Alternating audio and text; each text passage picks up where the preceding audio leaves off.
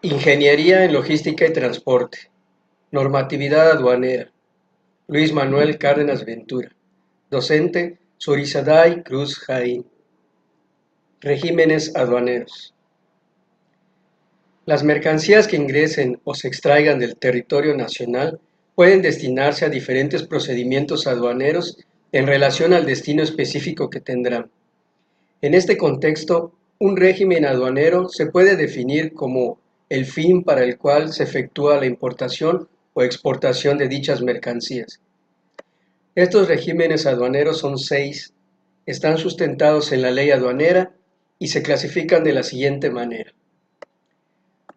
Régimen definitivo de importación y exportación, donde de acuerdo al artículo 96 de la ley, la importación definitiva se entiende por la entrada de mercancías de procedencia extranjera para permanecer en el territorio nacional por tiempo ilimitado.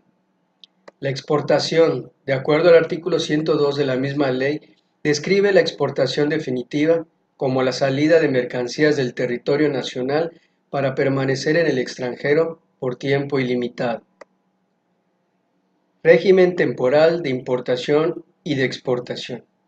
Es la entrada de mercancías para permanecer en el país por un tiempo limitado y con un fin específico. Artículo 106 de la ley. Esta puede ser efectuada para elaboración, transformación o reparación de empresas con programas autorizados de maquila o de exportación de acuerdo al artículo 108 y para retornar en su mismo estado de acuerdo al artículo 107. En el caso de la exportación para retornar en su mismo estado, el artículo 115 y 116. Para la elaboración, transformación o reparación del extranjero, 117 y 118 de la ley. Depósito fiscal.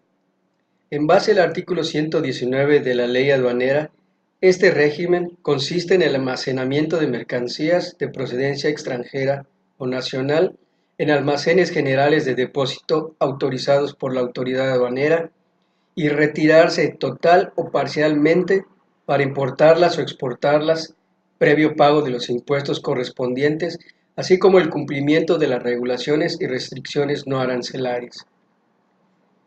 El tránsito de mercancías en el artículo 124 de la ley indica que este régimen consiste en el traslado de mercancías bajo control fiscal de una aduana nacional a otra. Puede ser interno. En el artículo 125 de la ley, considera como tránsito de mercancías extranjeras de la aduana de entrada al país hasta la aduana de despacho para su importación o viceversa. El tránsito internacional consiste en el traslado de mercancías extranjeras de la aduana de entrada a la aduana de salida por territorio nacional para enviar al extranjero. Artículo 130 de la ley. Elaboración, transformación o reparación en recinto fiscalizado. De acuerdo al artículo 135 de la ley, es la introducción de mercancía extranjera o nacional a estos recintos para su elaboración, transformación o reparación para su posterior retorno al extranjero o ser exportadas. Recinto fiscalizado estratégico. Artículo 135b de la ley.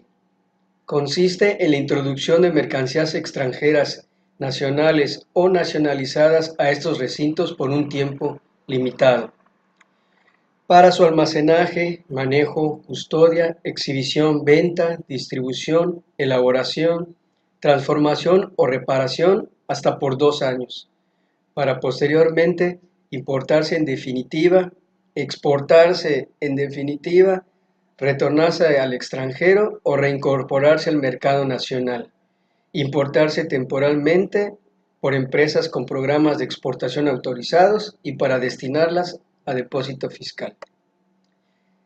En conclusión, el impacto de los regímenes aduaneros dentro de la logística internacional consiste primeramente en conocer las ventajas y desventajas de cada régimen para la importación-exportación de mercancías, ya sea de manera temporal o definitiva.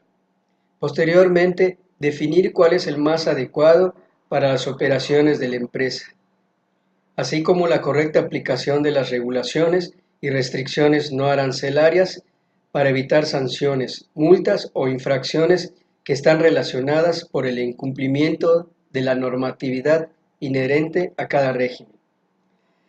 Elegir de manera correcta puede significar la reducción de costos y elevar la competitividad de la empresa.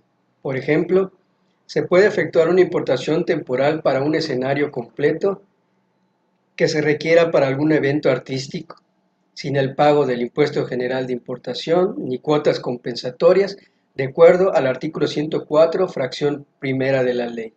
No pagan IVA, ya que esto se encuentra descrito en el artículo 25, fracción primera de la ley del IVA, por lo cual se reduciría de manera notable los gastos logísticos.